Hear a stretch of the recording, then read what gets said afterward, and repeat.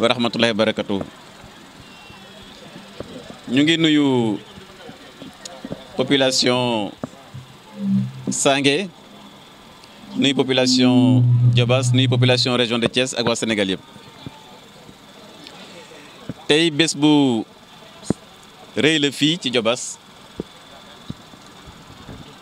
ndax programme bi nga xam ne moom la AGEROUTE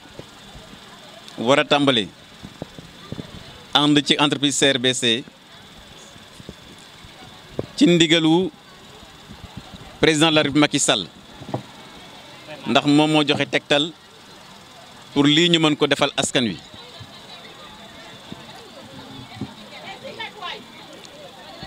moo joxe tegtal kii di njiitu réew mi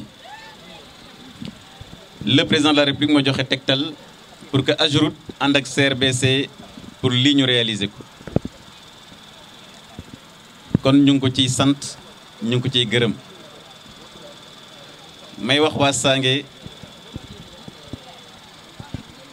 lii lu rëy a rëy la gannaaw bi ñuy sante njiitu réew mi di président Macky Sall ñu ngi sant le ministre Elimane Kane di sama xarit di sama wëlëre di gërëm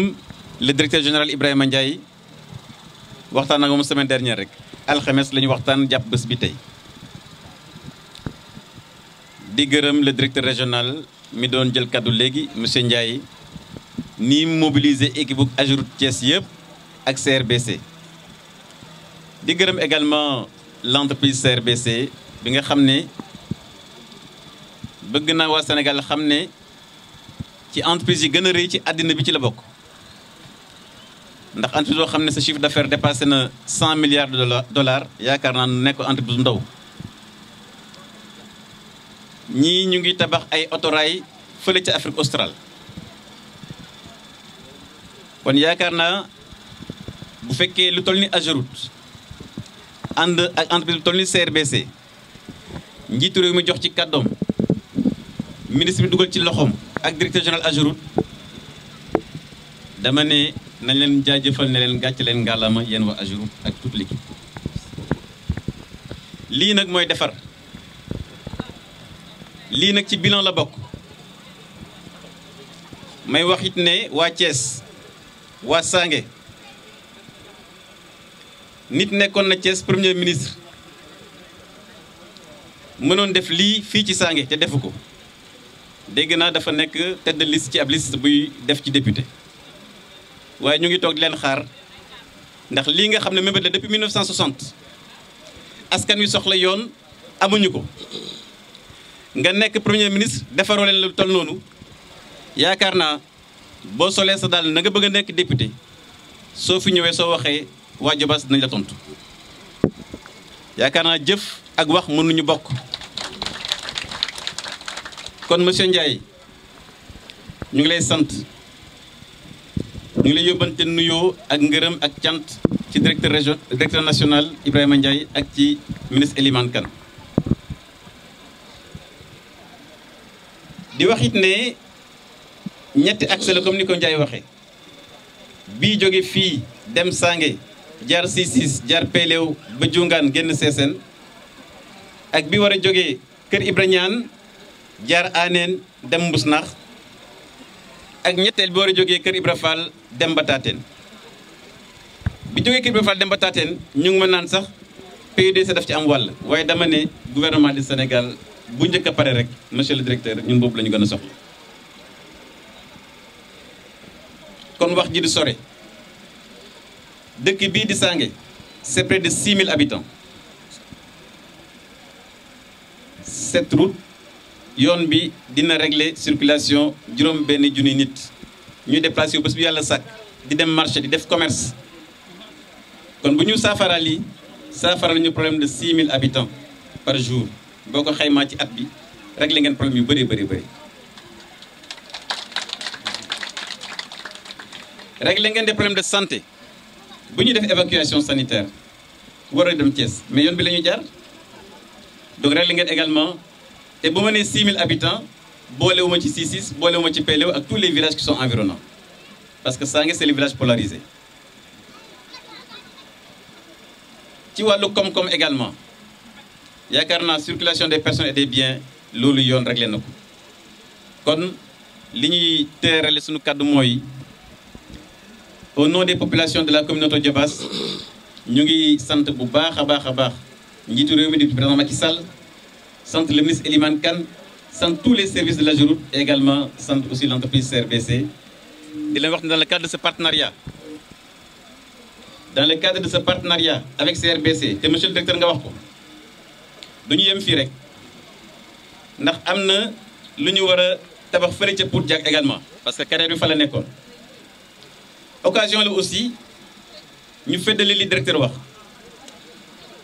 ndax dama leen ne ñu Notto Diobass soxlawuñu benn dërëmu CRBC li ñu soxla mooy des infrastructures yoo xam ne qui vont rester pour les populations te loolu ngeen def loolu waral entreprise bi nag partenaire commune bi la nañ mobiliser avec les populations pour vous accompagner également dans la réalisation de ce projet Ila Touba parce que c'est un projet qui a un impact social extrêmement important kon lii ma doon kàddu gi jërë ngeen jëf di gërëm waa Sangué yéen askan wi nag waa Sangué yéen lay waxal tuuti rek benn minute ay nit nañ fi ñëw ne dañu soxla seen baat ci wàllu élection législative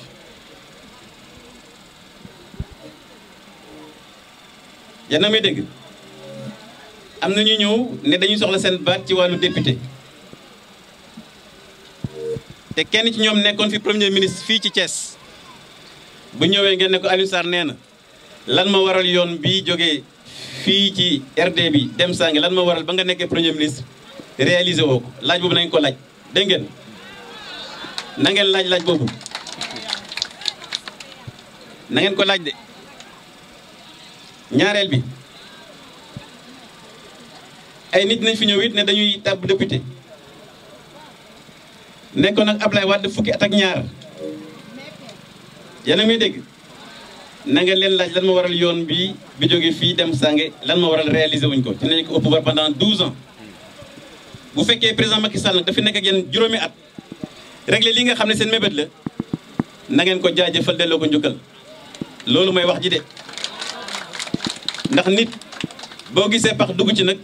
xanaa ñu mobiliser rek dem génn la ci waaye boo dugalee sa bopp ci pax moom kenn mënul ci yow dara Sénégal dañu dépassé fu ñuy waxee waxu caaxaan dañuy dépassé fu ñuy attaquer des attaques personnelles li am solo mooy ce sont les réalisations concrètes au profit des populations kon lii la amoon lu ma junj rek ndax élection bi tàmbaleegul ñu ngi Diobass ñëpp ngi Diobass bu ñëwee fii la ñuy fekk jërë ngeen jëf asalaamaaleykum wa rahmatulahi wa barakatu. Ibrahima Ndiaye mooy directeur général ba ma nga Dakar Ndiaye yee tombé man maay directeur régional bi donc di nuyu waa CRBC aussi mooy entreprise bi nga xam ne ni ñu ngi ñuy jàppale ci liggéey bi ñu sëmb comme ni ngeen ko xamee yàlla def na tey projet bi gën a rëy ci projet Sénégal ci wàllu tali day jaar ci seen commune yéen muy autoroute Ila Touba moo ci gën a rëy ci projet routier yi ñuy def yëpp actuellement Sénégal yàlla def na yéen ngeen bokk ci nekk ci digg bi donc loolu sant yàlla la ndax bu rombee autoroute bi ci boppam dafa am yeneen yu muy jur te loolu tey moo ñu indi fii tey muy maanaam li nga xam ne nii ay mesures la yoo xam ne nii seen maire monsieur le ministre Alioune Sarr moo ci taxaw fu ne mu dugg fa fu ne mu taxaw fa fu ne mu dox ko xuloo na ci sax ak nit ñi pour nit ñi jàppale commune am ci liggéey bi ñuy def mën leen a jural njariñ bu ëpp njariñu autoroute rek loolu tey moo indi ñu ñëw fii tey lancer travaux yi nga xam ne nii ay piste la yoo xam ne nii seen njariñ jarul sax wax fii ndax ku wax tali wax bëgg a jóge ci bërëb dem ci dispensaire wax